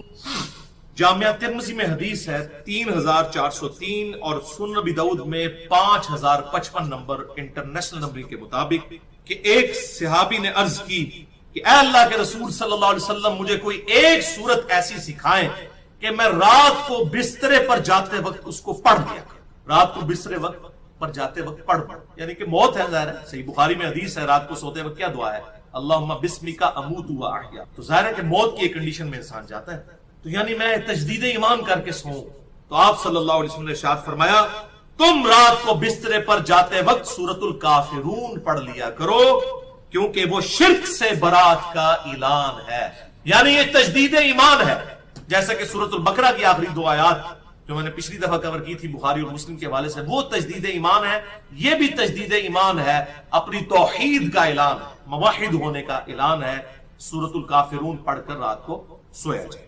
اور ایک اور حدیث ہے زبردست، سنن دارمی میں انٹرنیشنل نمبر کے مطابق 3426 اور سنن نسائی الکبریٰ میں 8028 نمبر، آپ صلی اللہ علیہ وسلم نے ایک شخص کو سورۃ الکافرون پڑھتے ہوئے سنا، کیا خوش نصیب تھا کہ پڑھ رہا تھا اور اللہ کے محبوب سن رہے تھے صلی اللہ علیہ وسلم، آپ نے فرمایا یہ شخص شرک سے بری ہو گیا۔ بڑی بہت بڑا ٹائٹل ہے، ابراہیم علیہ السلام کا سب سے بڑا ٹائٹل کیا ہے؟ ما کان ابراہیم یہودیا ولا نصرانیا ولكن كان حنیفا مسلما وما كان من المشرکین، ابراہیم نہ تو یہودی تھے نہ وہ نصرانی تھے بلکہ وہ سب سے ٹوٹ کر ایک اللہ کے ہو گئے تھے اور وہ مشرکوں میں نہیں تھے۔ تو آپ قل یا ایھا الکافرون پڑھیں اور آپ بھی وہ ڈگری حاصل کر لیں، وما كان من المشرکین۔ پھر ایک اور شخص کو سنا وہ سورۃ الاخلاص پڑھ رہا تھا، آپ نے فرمایا اسے بخش دیا گیا۔ الحمدللہ، سورۃ الاخلاص تو پھر سورۃ الاخلاص ہے، انشاءاللہ وہ تو ابھی آئے گی اس کی فضیلت۔ اس لیے بھائیو یہ جو دو صورتیں ہیں میرے حوالے سے میں ایک جملہ بولا کرتا ہوں کہ دونوں صورتیں جو ہیں سورۃ الکافرون اور سورہ الاخلاص یہ ایک کمپلیٹ پیکج ہے کلمہ توحید کے حوالے سے۔ کلمہ توحید کیا ہے؟ لا الہ الا اللہ محمد رسول اللہ صلی اللہ علیہ وسلم ہم تصدیق کرتے ہیں، لیکن پہلا کلمہ کیا ہے؟ لا الہ الا اللہ، پہلے ہم نفی کرتے ہیں کوئی الہ نہیں ہے سوائے اس اللہ کے۔ تو یہ کمپلیٹ پیکج ہے۔ قل یا ایھا الکافرون جو ہے اس میں لا الہ کے حوالے سے یہ ساری صورت ہے، آپ اس کا ترجمہ گھر جا کر پڑھ لیں، ہر الہ کی نفی ہے سوائے اللہ۔ اور سورۃ الاخلاص میں اس اللہ کا تعارف ہے، قل هو اللہ احد اللہ الصمد لم یلد ولم یولد ولم یکن لہ کفوا احد، یہ کمپلیٹ پیکج ہے۔ اسی لیے صحیح مسلم میں حدیث ہے انٹرنیشنل نمبر کے مطابق 1690 کہ آپ صلی اللہ علیہ وسلم فجر کی دو سنتوں میں پہلی رکعت میں قل یا ایھا الکافرون اور دوسری رکعت میں قل هو اللہ احد پڑھا کرتے، اور یہ عموماً آپ سنتیں جو پڑھا کرتے تھے جو نوافل تھے ہم سنت موقدہ کہتے ہیں، اکثر آپ صلی اللہ علیہ وسلم یہی دو صورتیں پڑھا کرتے تھے، دو رکھتے ہوں قل یا ایھا الکافرون اور قل هو اللہ احد، اور اگر چار ہوں تو بہتر ہے کہ چاروں قل یاد کریں، وہ چاروں پڑھ لیں تاکہ آپ کو یاد رہے، جیسے کہ صحیح حدیث سنن نسائی میں آتی ہے کہ آپ صلی اللہ علیہ وسلم وتر کی پہلی رکعت میں سبح اسم ربک الاعلی پڑھا کرتے تھے، اور اس کے بعد والی رکعتوں میں سورۃ الاخلاص اور معوذتین قل اعوذ برب الفلق اور قل اعوذ برب الناس پڑھا کرتے، اور قل یا ایھا الکافرون بھی پڑھا کرتے تھے۔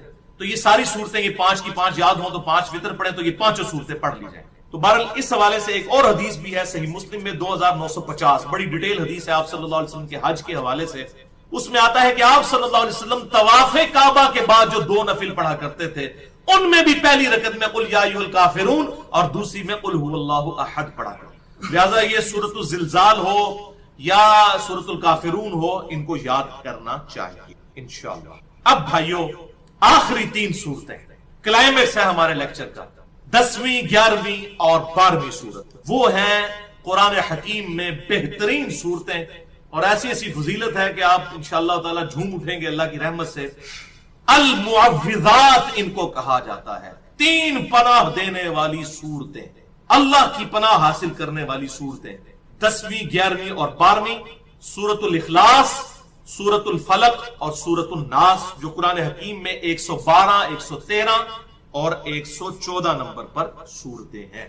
اعوذ باللہ من الشیطان الرجیم، بسم اللہ الرحمن الرحیم۔ قل هو اللہ احد اللہ الصمد لم یلد ولم یولد ولم یکن له کفوا احد۔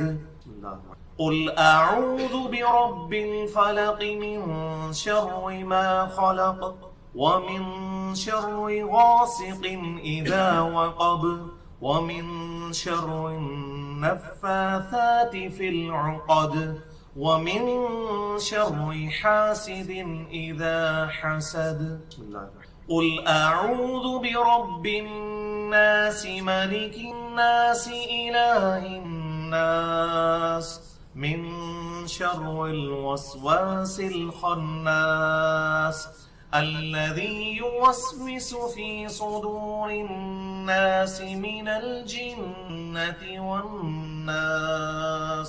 یہ ہے بھائیو المعوذات۔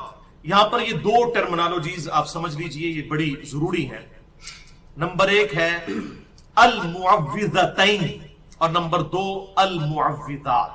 المعوذتین کا لفظ صحیح مسلم میں 1892 نمبر حدیث میں ہے کہ آپ صلی اللہ علیہ وسلم نے دو صورتوں کو کہا المعوذتین، دو اللہ کی پناہ دینے والی صورتیں، اور فرمایا سورۃ الفلق اور سورۃ الناس۔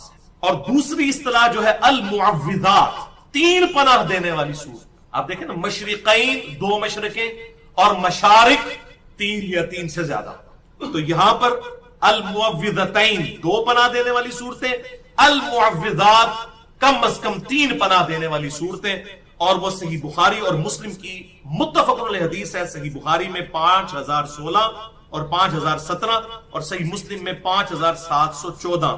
آپ صلی اللہ علیہ وسلم نے فرمایا المعوذات تین صورتیں ہیں، سورۃ الاخلاص، سورۃ الفلق اور سورۃ الناس۔ یہاں پر ایک بڑا ٹیکنیکل سوال ہے اور اللہ تعالیٰ کی طرف سے بڑی مدد ہوئی۔ جب بھی میں کوئی لیکچر تیار کرتا ہوں نا، کوئی ایک کرامت ایک ضرور ہوتی ہے ہر لیکچر کے حوالے سے، اسی حوالے سے کوئی نہ کوئی کوسچن کسی کا آ جاتا ہے۔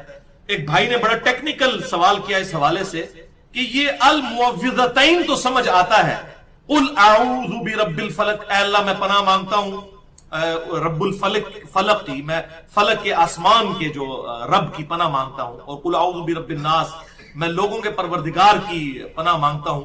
تو یہ تو سمجھ آتا ہے کہ پناہ دینے والی صورتیں ہیں۔ سورہ اخلاص میں تو اعوذ کا لفظ ہی کوئی نہیں ہے، قل هو اللہ احد اللہ الصمد لم یلد ولم یولد ولم یکن له کفوا احد۔ تو وہ کیسے جو ہے وہ المعوذات میں پناہ دینے والی صورتوں میں پہلے نمبر پر شامل ہے؟ تو بھائیو اس حوالے سے یہ بات سمجھ لیں، سورۃ الزخرف کی آیت نمبر ہے 36، اعوذ باللہ من الشیطان الرجیم بسم اللہ الرحمن الرحیم، وَمَن يَعْشُ عَنْ ذِكْرِ الرَّحْمَانِ، اور جو کوئی جان بوجھ کر رحمان کے ذکر سے روح گردانی کرے، اندھا بن جائے، نُقَيِّضْ لَهُ شَيْطَانًا، تو ہم اس پر شیطان مسلط کر دیتے ہیں، فَهُوَ لَهُ قَرِينٌ، تو وہ اس کا قریبی ساتھی بن جاتا ہے۔ توبہ توبہ، یعنی جو رحمان کے ذکر سے اندھا ہو جائے، غافل ہو جائے، اللہ تعالیٰ فرماتا ہے ہم اس پر شیطان مسلط کر دیتے ہیں، یعنی شیطان مسلط ہونے دیتے ہیں۔ یہ اپروپریٹ ٹرانسلیشن بنے گی، کیونکہ اللہ کے ذکر سے ہی بچا جا سکتا ہے شیطان سے۔ یہ تو نہیں کہ اللہ تعالیٰ کوئی معاذ اللہ کسی کے ساتھ ظلم کرتا ہے، نہیں، ایسا نہیں ہے۔ جب ذکر کریں گے تو شیطان سے محفوظ رہیں گے، جیسے ہی ذکر چھوڑیں گے شیطان کا حملہ ہو جائے گا۔ یہ تو ویکسینیشن ہے، ایک پروٹیکشن شیلڈ ہے اللہ کا ذکر، اور وہی حدیث ہے، آپ سمجھ لیجئے۔ اس سے آپ کو سمجھ آئے گا کہ سب سے بڑا اللہ کا ذکر تو سورۃ الاخلاص ہے، ٹچ سٹون آف تھیالوجی، توحید کا کی کسوٹی ٹچ سٹون ہے سورۃ الاخلاص۔ قل هو اللہ احد، اے محبوب فرما دیجئے کہ وہ اللہ ایک یکتا ہے، اللہ الصمد، اللہ بے نیاز ہے، لم یلد ولم یولد، نہ اس نے کسی کو جنا نہ وہ کسی سے جنا گیا، ولم یکن لہ کفوا احد، اور اس کے پائے کا کوئی ایک بھی نہیں۔ یہ سب سے بڑا ذکر ہے، توحید کا اعلان، یہ پوری کائنات توحید کے لیے بنائی گئی، تو یہ سب سے بڑا ذکر ہے۔ تو یہ کیسے ہو گیا کہ یہ پناہ دینے والی صورت ہوگی سورۃ الاخلاص؟ کیونکہ ظاہر ہے کہ جب اللہ کا ذکر کریں گے تو شیطان دور ہوگا، اور اس کے حوالے سے یہ دو حدیثیں سن لیں جس سے آپ کو سمجھ آئے گی المعوذات میں کیوں سورۃ الاخلاص پہلے نمبر پر ہے۔ صحیح بخاری میں تعلیقاً روایت ہے 4977، اور پوری سند المستدرک للحاکم میں 3991 نمبر ہے کہ آپ صلی اللہ علیہ وسلم نے ارشاد فرمایا، شیطان ابن آدم کے دل کے ساتھ چمٹا رہتا ہے۔ ذرا الفاظ سنیں، شیطان ابن آدم کے دل کے ساتھ چمٹا رہتا ہے، جب وہ اللہ کا ذکر کرتا ہے تو وہ پیچھے ہٹ جاتا ہے، اور جیسے ہی وہ ذکر سے غافل ہوتا ہے تو وہ پھر چمٹ جاتا ہے۔ جو دم غافل سو دم کافر، یہ وہ چیز ہے۔ دیکھیں، جب ذکر کرتے ہیں شیطان پیچھے ہٹ جاتا ہے، اور جیسے ہی ذکر سے غفلت اختیار کرتے ہیں تو وہ اپنی تھوتنی اس میں داخل کرتے ہیں۔ تو سورۃ الاخلاص جب پڑھیں گے تو شیطان دور ہوگا کہ نہیں؟ تو یہ پناہ دینے والی سورت ہوئی کہ نہ ہوئی؟ تو الموعظات میں اس لیے پہلے نمبر پر ہے، اگرچہ اس میں اعوذ کا لفظ نہیں، لیکن یہ اللہ کا سب سے بڑا ذکر ہے۔ اور دوسری حدیث جامعہ ترمذی میں 2863 ہے کہ سیدنا یحییٰ ابن زکریا علیہ السلام علی نبینا علیہ الصلوۃ والسلام کی طرف اللہ نے وحی کی، یہ حدیث قدسی ہے کہ بنی اسرائیل کو یہ بتا دو کہ میرے ذکر کی مثال اس شخص کی سی ہے کہ جس کے کئی دشمن ہو اور وہ ان دشمنوں سے بچنے کے لیے کسی مضبوط قلعے میں پناہ لے لے، تو شیطان جو سب سے بڑا دشمن ہے اس کے اگینسٹ پناہ لینے کا واحد ذریعہ میرا ذکر ہے۔ ذکر جو ہے اس کے ذریعے آپ اللہ کی پناہ حاصل کریں۔ تو حدیث یاد کر لیں جو میں نے جس سے لیکچر کا آغاز کیا تھا، جو ہمارے بلو کارڈ اور گرین کارڈ پہ بھی ہے، بخاری اور مسلم کی متفق علیہ حدیث کہ آپ صلی اللہ علیہ وسلم نے فرمایا جو اللہ کا ذکر کرتا ہے وہ زندہ کی مثل ہے، اور جو اللہ کا ذکر نہیں کرتا وہ مردہ کی مثل۔ اب آ جائیے ان صورتوں کے حوالے سے فضیلت کے اعتبار سے 10ویں سورت سورۃ الاخلاص، سورت نمبر 112 بخاری اور مسلم کی متفق علیہ حدیث ہے۔ صحیح بخاری میں 7374، صحیح مسلم میں 1886۔ آپ صلی اللہ علیہ وسلم نے فرمایا کیا تم میں سے کوئی شخص یہ استطاعت رکھتا ہے کہ رات کے وقت میں 1/3 قرآن پڑھ لے، 1/3 آف قرآن؟ تو صحابہ نے کہا یہ کیسے ہو سکتا ہے؟ تو آپ صلی اللہ علیہ وسلم نے فرمایا سورۃ الاخلاص 1/3 قرآن کے برابر، 1/3 آف قرآن۔ اور اس کی ایکسپلینیشن ثواب کے اعتبار سے تو ہے، ویسے بھی ٹیکنیکلی بھی آپ دیکھیں کہ قرآن حکیم میں مینلی بیان کیا ہوا ہے؟ عقیدہ توحید، 1/3 آیات میں تقریباً عقیدہ توحید بیان ہوا ہے، اور اسی طریقے سے 1/3 آیات کے اندر اللہ تعالیٰ نے فکر آخرت کے حوالے سے بیان کیا ہے، اور 1/3 آیات میں تقریباً احکام شریعت کے آئے ہیں، تو اس لحاظ سے بھی یہ 1/3 ہے عقیدہ توحید کے حوالے سے۔ ایک اور حدیث ہے صحیح بخاری میں 7375، صحیح مسلم میں 1890 کہ آپ صلی اللہ علیہ وسلم نے ایک شخص کو ایک لشکر کا امیر بنایا، تو وہ جب بھی ان کو نماز پڑھاتا اپنے ساتھیوں کو، تو وہ شخص ہر قرات کا اینڈ جو ہے وہ سورۃ الاخلاص پہ کرتا، یہ کوئی سورت پڑھی پھر اینڈ پہ پڑھا قل هو اللہ احد اللہ الصمد لم یلد ولم یولد ولم یکن لہ کفوا احد۔ اب صحابہ نے آ کر حضور کو شکایت کی کہ یہ بار بار یہ سورت پڑھتا ہے، یہ سورت کیوں بار بار پڑھتا ہے؟ باقی سورت پڑھ جو لی، یہ کیوں پڑھتا ہے؟ تو آپ صلی اللہ علیہ وسلم نے فرمایا کہ اس سے پوچھو کہ یہ کیوں پڑھتا ہے اللہ۔ تو اس نے کہا کہ میں اس لیے یہ سورت کو پڑھنا محبوب رکھتا ہوں کہ اس میں میرے رب کی رحمان کی صفت کا بیان ہے۔ تو آپ صلی اللہ علیہ وسلم نے فرمایا اسے کہہ دو کہ پھر رحمان اور اللہ بھی اس سے محبت کرتا ہے جو سورہ الاخلاص سے محبت۔ الحمدللہ تو اپنی عادت بنائیں کہ سورۃ الاخلاص کو زیادہ سے زیادہ پڑھا کریں۔ الحمدللہ ہم تو جاری نمازوں میں باقی سورتوں کے ساتھ اس کو بھی بسا اوقات ملاتے ہیں تاکہ یہ ثواب بھی ملے۔ صحیح بخاری میں 774 نمبر حدیث ہے ایک اور کہ آپ صلی اللہ علیہ وسلم سے ایک شخص نے عرض کیا اللہ کے رسول صلی اللہ علیہ وسلم میں سورہ اخلاص سے محبت کرتا ہوں، تو آپ صلی اللہ علیہ وسلم نے فرمایا کہ تجھے یہ محبت جنت میں لے جائے گی انشاءاللہ۔ یہ محبت یہ نہیں ہے کہ صرف سورہ اخلاص پڑھ لینا، سورہ اخلاص کے اندر توحید کا بیان ہے۔ یہ تو نہیں ہے کہ آپ سورہ اخلاص میں توحید کا بیان کر رہے ہو اور بعد میں آپ جو ہے وہ ایسے عقیدے اڈاپٹ کر لیں جو توحید کے منافی ہوں۔ اس میں تو ایک اللہ سے ہونے کا یقین پیدا کیا ہے، اس کے بعد کوئی دیوی دیوتاؤں سے یا بزرگوں سے ان لوگوں سے اپنے عقیدے وابستہ کر رہے تو اس کے سورہ اخلاص پڑھنے کا کوئی فائدہ نہیں۔ وہ تو اسی طریقے سے ہے جیسا کہ قادیانی قرآن پڑھتا رہے، جب تک ختم نبوت کا عقیدہ اس کا کلیئر نہیں ہے اس وقت تک اس کا ما کان محمد ابا احد من رجالکم ولکن رسول اللہ و خاتم النبیین چاہے وہ 1000 دفعہ پڑھتا رہے، جب تک وہ اس کے اندر جو کیڑا گھس گیا ہے وہ امتی نبی اور حقیقی نبی کے حوالے سے، وہ جب تک کیڑا نہیں نکلے گا اس وقت تک اس کے لیے آیات فائدہ مند ہی نہیں ہوگی۔ اسی طریقے سے سورۃ الاخلاص بھی اسی کے لیے فائدہ مند ہے جو توحید کا عقیدہ صحیح رکھے۔ اور اس پہ میری گفتگو ہے مسئلہ نمبر 3 دعا صرف اللہ ہی سے، اور اسی کی ایکسٹینشن ہے مسئلہ نمبر 43 وسیلہ اور توسل کے صحیح احکام و مسائل۔ ایک اور حدیث ہے جامعہ ترمذی میں 2897، سنن نسائی میں 995 نمبر، المستدرک للحاکم میں موجود ہے، اور امام ذہبی نے بھی موافقت کی ہے کہ آپ صلی اللہ علیہ وسلم نے ایک شخص کو سنا کہ وہ سورۃ الاخلاص پڑھ رہا تھا، قل هو اللہ احد اللہ الصمد لم یلد ولم یولد ولم یکن لہ کفوا احد۔ تو آپ صلی اللہ علیہ وسلم نے ارشاد فرمایا کہ واجب ہو گئی۔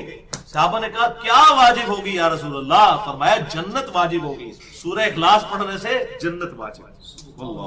اللہ اکبر کبیرہ والحمد للہ کثیرہ وسبحان اللہ بکرۃ واصیلا سبحان اللہ وبحمدہ عدد خلقہ ورضا نفسہ وزنت عرشہ ومداد کلماتہ. اور ایک اور حدیث زبردست، یہ بھی آپ کو یاد کرنی پڑے گی.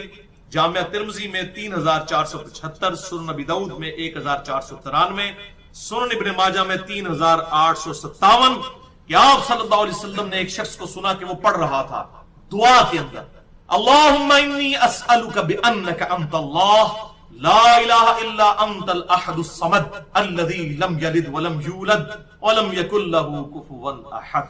سورۃ الاخلاص اور ساتھ وہ الفاظ.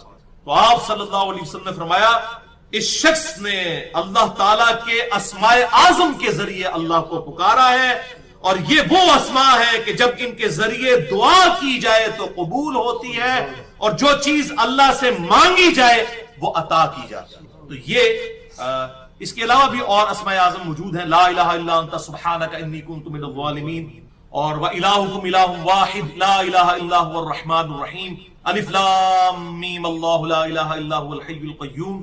تو اس حوالے سے میری ڈیٹیل گفتگو ہے مسئلہ نمبر 82 کے عنوان سے اہل سنت پاک.com پر، وہ آپ سن سکتے. اب بھائیو آ جائیے آخری دو صورتوں کی طرف، المعوذتین، دو پناہ دینے والی صورتیں.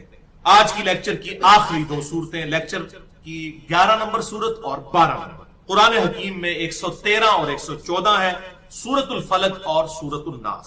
صحیح مسلم میں حدیث ہے 1891 اور 1892.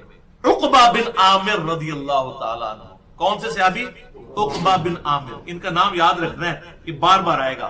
یہ میں نام آپ کو کیوں یاد کروا رہا ہوں آپ کو بعد میں اندازہ ہوگا. عقبہ بن عامر کہتے ہیں کہ مجھے نبی صلی اللہ علیہ وسلم نے ایک دن ارشاد فرمایا، صحیح مسلم 1891 اور 1892، کہ آج رات مجھ پر ایسی دو صورتیں نازل ہوئی ہیں کہ ایسی صورتیں میں نے پہلے کبھی نہیں دیکھی.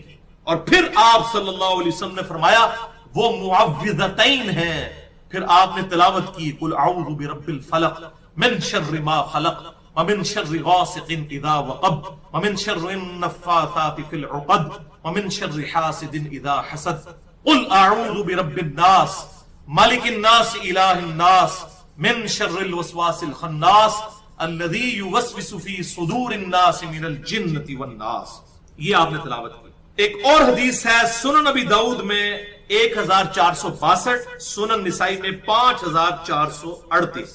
یہی عقبہ بن عامر رضی اللہ تعالیٰ عنہ، وہی صحابی، وہ کہتے ہیں کہ میں آپ صلی اللہ علیہ وسلم کی اونٹنی کی مہار پکڑ کر آگے آگے چل رہا تھا، یعنی حضور کی خدمت میں تھے. آپ صلی اللہ علیہ وسلم کا سمندر رحمت جوش میں آیا. آپ صلی اللہ علیہ وسلم نے فرمایا اے عقبہ کیا میں تجھے دو بہترین صورتیں نہ سکھاؤں؟ اللہ. پھر آپ نے کہا کہ پڑھ قل اعوذ برب الفلق، اور پھر اس کے بعد قل اعوذ برب الناس. تو عقبہ بن عامر کہتے ہیں کہ آپ صلی اللہ علیہ وسلم نے جب مجھے یہ تعلیم فرمائی تو میں کوئی زیادہ ایکسائٹ نہیں ہوا اس کو سن کے. یہ کون سی صورتیں، کوئی زیادہ فضیلت میں نے ان کی نہ فیل نہیں کی. تو آپ صلی اللہ علیہ وسلم نے جب مجھے دیکھا کہ میں زیادہ خوش نہیں ہوں، یہ الفاظ ہیں حدیث، زیادہ خوش نہیں ہوا، ایکسائٹ نہیں ہوا، اور میں نے انڈر ایسٹیمیٹ کیا ہے اس صورتوں کی فضیلت کو، یعنی باقیوں کے مقابلے پر، تو آپ صلی اللہ علیہ وسلم نے اس سفر کے دوران فجر کی نماز میں یہی دونوں صورتیں پڑھی، قل اعوذ برب الفلق اور قل اعوذ برب الناس. اور آپ نے سلام پھیرتے ہی کہا اے عقبہ تو نے کیسا پایا ان دو صورتوں کو؟ یعنی اب بھی تجھے یقین نہیں آئے گا کہ میں نے سب کچھ چھوڑ کر سورہ الفلق اور سورۃ الناس کو اپنی فجر کی نماز میں پڑھا ہے. اب بھی تجھے اس کی فضیلت کے اعتبار سے یقین نہیں آیا؟ مراد یہ. بلکہ ایک جامع حدیث اسی حوالے سے جامعہ ترمذی میں 2903 اور سنن نبی داؤد میں 1523 نمبر ہے. یہی عقبہ بن عامر کہتے ہیں کہ مجھے آپ صلی اللہ علیہ وسلم نے حکم فرمایا کہ میں ہر نماز کے بعد المعوذتین قل اعوذ برب الفلق اور قل اعوذ برب الناس پڑھا کروں اور سورۃ الاخلاص بھی پڑھا کروں. یہ تینوں صورتیں میں ہر نماز کے بعد پڑھوں. عقبہ بن عامر جو ہے نا، ان کو آپ صلی اللہ علیہ وسلم دیکھیں کس طرح تعلیم فرما رہے ہیں، اور یہی بات ختم نہیں ہوئی. ایک اور حدیث ہے سنن نسائی میں 954 نمبر اور المستدرک للحاکم میں بھی موجود ہے، امام ذہبی نے بھی اس کی موافقت کی ہے. یہی عقبہ بن عامر کہتے ہیں کہ میں نے پوچھا یا رسول اللہ صلی اللہ علیہ وسلم کیا میں قرآن میں سورہ ہود یا سورہ یوسف نہ پڑھوں فضیلت کے لیے؟ تو آپ نے فرمایا تم اللہ کے ہاں سورۃ الفلق سے بلیغ کوئی سورت نہیں پڑھ سکو گے. یعنی یہ صورتیں سورہ ہود یا سورہ یوسف بھی پڑھ لو لیکن سورۃ الفلق کے مقابلے کی کوئی صورت نہیں. اللہ اکبر کبیرہ. वल्हम्दुलिल्लाह कसीरा व सुब्हानल्लाह बुकरतम व असीला। अब वो क्लाइमेक्स आ रहा है जनाब इसका, जो मेरे लिए बहुत हैरान कुन हदीस है, और हालांकि ये मेन स्ट्रीम की किताबों में थी लेकिन मुझसे अभी तक ओवरलुक हुई। मैं वो हैरान कुन हदीस इसी हवाले से आपको बयान कर दूं। जामिया तिर्मिज़ी में इंटरनेशनल नंबर के मुताबिक 2058, सुनन निसाई में 5496, सुनन इब्ने माजा में 3511। यकीन करें आप वजद कर उठेंगे ये हदीस सुनकर। शैतान ये हदीस नहीं सुनने देगा। यकीन करें जब से मैंने सुनी है ये हदीस, मैंने पढ़ी है, ये 5-6 दिन से तो मेरे दिमाग की कैफियत ही बदली हुई है। जो बंदा मुझे मिलता है ना मैं उसको यही हदीस सुनाता हूं। तिर्मिज़ी, सुनन निसाई, सुनन इब्ने माजा में अबू सईद खुदरी कहते हैं रज़ियल्लाहु ताला अन्हु कि रसूलुल्लाह सल्लल्लाहु अलैहि वसल्लम शरीर जिन्नों और शरीर इंसानों की नजर बद से बचने के लिए, उनकी तरफ से तकलीफ से, जादू टूना से, उनकी तरफ से आने वाली परेशानी और मुसाइब से बचने के लिए इंसानों और जिन्नों दोनों के अल्लाह की पनाह तलब किया करते थे, मुख्तलिफ दुआएं मांगा करते थे आप सल्लल्लाहु अलैहि वसल्लम। लेकिन जब अल मुअव्विज़तैन नाजिल हो गई, कुल आऊज़ु बिरब्बिल फलक और कुल आऊज़ु बिरब्बिन नास, तो आप सल्लल्लाहु अलैहि वसल्लम ने तमाम दुआएं छोड़ दी और सिर्फ इन्हीं 2 सूरतों को पकड़ लिया। कुल आऊज़ु बिरब्बिल फलक मिन शर्रि मा खलक व मिन शर्रि गासिकिन इज़ा वक़ब व मिन शर्रि नफ़्फ़ाथाति फिल उक़द व मिन शर्रि हासिदिन इज़ा हसद। कुल आऊज़ु बिरब्बिन नास मालिकिन नास इलाहिन नास मिन शर्रिल वसवासिल खन्नास अल्लज़ी युवस्विसु फी सुदूरिन नास मिनल जिन्नति वन नास। और क्या मामूल आजमाया आपने, आप सल्लल्लाहु अलैहि वसल्लम ने अपना लिया मामूल के सारी दुआएं छोड़कर यही सबको किफायत करने वाली हैं। रात को सोने से पहले भी आपको पता है ये 3-3 दफा पढ़ते थे। अब वो 3 हदीसें हैं, इसी हवाले से मैं एंड पे बयान कर दूं। अल मुअव्विज़ात के हवाले से आखिरी 3 सूरतें, सूरतुल इखलास, सूरतुल फलक और सूरतुल नास। पहली हदीस बुखारी और मुस्लिम की मुत्तफ़क़ुन अलैह हदीस है। बुखारी में 5016 और 5017, मुस्लिम में 5714। अम्मा आयशा रज़ियल्लाहु ताला अन्हा का बयान है कि आप सल्लल्लाहु अलैहि वसल्लम जब रात को बिस्तरे पर तशरीफ ले जाते तो आखिरी 3 सूरतें अल मुअव्विज़ात पढ़कर अपने हाथों पर फूंक कर पूरे जिस्म पर मला करते, जहां तक हाथ पहुंचता था। और जब आप बीमार हो गए तो मैं ये सूरतें पढ़कर आप सल्लल्लाहु अलैहि वसल्लम के मुबारक हाथों पर फूंकती और आपके मुबारक हाथों को आपके ही जिस्म पर फेरा करती, अपने हाथों को नहीं। पॉइंट टू बी नोटेड, क्योंकि आपके हाथ तो फिर आपके हाथ है सल्लल्लाहु अलैहि वसल्लम। और मुस्लिम में अल्फाज हैरान कुन है 5714। ये तोहफा ले लें आज का, 5714 सही मुस्लिम कि आप सल्लल्लाहु अलैहि वसल्लम के घर वालों में से जब कोई बीमार हो जाता तो आप सल्लल्लाहु अलैहि वसल्लम यही आखिरी 3 सूरतें पढ़कर दम डाला करते। थोड़ी थोड़ा मसला हल हो गया तो दाढ़ी देख के ना किसी को कहते जनाब दम पा दो। भाई जी दम आसान तरीन दम, एक तो सूरतुल फातिहा आप पिछली दफा सुन चुके, आखिरी 3 सूरतें पढ़कर आप सल्लल्लाहु अलैहि वसल्लम अपने घर के मरीजों को, सही मुस्लिम 5714, आप सल्लल्लाहु अलैहि वसल्लम बीमार लोगों को, अपने घर वालों को दम डाला करते थे। रात को सोने से पहले देखें, आपने जिन्नों से पनाह देनी है, बच्चों को नजर बद से देनी है। मैं कहता हूं जी एक ही इस अल मुअव्विज़ात के वजीफे में सारा पैकेज आ गया। कोई मुश्किल काम नहीं, कोई मुश्किल दुआएं याद करने की जरूरत नहीं है। अल मुअव्विज़ात आखिरी 3 सूरतें, अल्हम्दुलिल्लाह। दूसरी हदीस जामिया तिर्मिज़ी में 3575, सुनन नबी दाऊद में 5082, सुनन निसाई में 5430। आप सल्लल्लाहु अलैहि वसल्लम ने हुक्म फरमाया सहाबा इकराम से कि सुबह और शाम 3-3 दफा अल मुअव्विज़ात यानी सूरतुल इखलास, सूरतुल फलक और सूरतुल नास पढ़ लिया करो। तुम्हें ये हर दुख मुसीबत और परेशानी से, हर शय से काफी हो जाएंगी ये 3 सूरतें। 3 दफा सुबह और 3 दफा शाम को। इसलिए हमने अपने ब्लू कार्ड में डाल दी हैं। अल्हम्दुलिल्लाह उसका एंड्रॉइड भी बन चुका है हमारे टच स्क्रीन मोबाइल्स के लिए, वो आप फेसबुक पे राब्ता करके ले सकते हैं। तो उसमें भी मैंने ये ब्लू कार्ड में, आखिरत के ब्लू कार्ड में ये डाली हुई है। और तीसरी हदीस सुनन नबी दाऊद में 1523, जामिया तिर्मिज़ी में 2903 और सुनन निसाई में 1327। वही उकबा बिन आमिर रज़ियल्लाहु ताला अन्हु कहते हैं कि नबी सल्लल्लाहु अलैहि वसल्लम ने मुझे हुक्म फरमाया था कि मैं हर नमाज के बाद भी एक बार अल मुअव्विज़ात पढ़ा करूं, आखिरी 3 सूरतें जो हमने अपने ग्रीन कार्ड पे डाली हुई हैं। फर्ज नमाज के बाद के सुन्नत अज़कार और ब्लू कार्ड जो है वो सुबह शाम के सुन्नत अज़कार। लिहाजा ये सूरतें जो है ये शील्ड है। आप देखें कैसी शील्ड है, एक नमाज से दूसरी नमाज के दरमियान भी शील्ड है। सुबह शाम की वो शील्ड है कि 3 दफा सुबह 3 दफा शाम को, फिर रात को सोने से पहले भी शील्ड है। تو یہ صحیح پروٹیکشن شیلڈ ہے اللہ تعالیٰ کی طرف سے. المعوذات بڑا صحیح نام ہے, 3 پناہ دینے والی صورتیں. آپ ان کا ترجمہ بھی پڑھ کے دیکھیں, یقین کریں انسان وجد میں آ جاتا ہے. اب یہ میرے ایمان کا تقاضا ہے کہ میں ادھر کور کروں اسے, کیونکہ اب اس کا ذکر ہوا المعوذتین کا. قل اعوذ برب الفلق, اے محبوب صلی اللہ علیہ وسلم آپ عرض کیجئے کہ میں پناہ میں آتا ہوں اس آسمان کے پیدا کرنے والے اس کے رب, من شر ما خلق, ہر اس چیز کی برائی سے جو اس نے پیدا کیا. دیکھیں سب کچھ کور, شیطان, جنات, موذی جانور, کیڑے, بیماریاں, سب کچھ من شر ما خلق میں آتا ہے. ومن شر غاسق اذا وقب, اور رات کے اندھیرے سے جب وہ چھا جائے, رات کے وقت اس قسم کی بلائیں باہر نکلتی ہیں. ومن شر النفاثات فی العقد, اور گروں پر پھونک پھونک کر, گرہ لگانے والی اور ان پر پھونکنے والی ہوں, یعنی کہ یہ جو جادوگرنی ہے عموماً فیمیلز ہی جادو کیا کرتی تھی, ان کے شر سے. ومن شر حاسد اذا حسد, اور حسد کرنے والے کے حسد. حسد کرنے کا نقصان اسی کو ہوتا ہے. حسد سے مراد ہے کہ کوئی پریکٹیکلی ایسا حسد نہ کرے کہ فزیکلی آگے کسی کو نقصان پہنچا جائے. تو یہ وہ جو الفاظ یاد کر لیں, وہ جامعہ ترمذی والے جو حدیث میں نے بیان کی کہ شریر جنوں اور شریر انسانوں سے بچنے کے لیے آپ صلی اللہ علیہ وسلم نے یہ صورتیں لے لی تھی اور باقی سب کچھ چھوڑ دیا. اللہ. اور قل اعوذ برب الناس, اے محبوب عرض کیجئے میں پناہ میں آتا ہوں رب الناس کی, سارے انسانوں کے رب کی, مالک الناس جو سب انسانوں کا مالک ہے, الہ الناس سارے انسانوں کا معبود ہے, من شر الوسواس الخناس چھپ چھپ کر حملے کرنے والے یعنی شیطان کے شر سے, الذی یوسوس فی صدور الناس وہ کہ جو وسوسے ڈالتا ہے لوگوں کے سینوں میں, من الجنۃ والناس جنوں میں سے بھی ہے اور انسانوں میں سے. انسانوں میں سے معذرت کے ساتھ یہ جتنے علماء کرائم ہیں یہ بڑے شیاطین ہیں.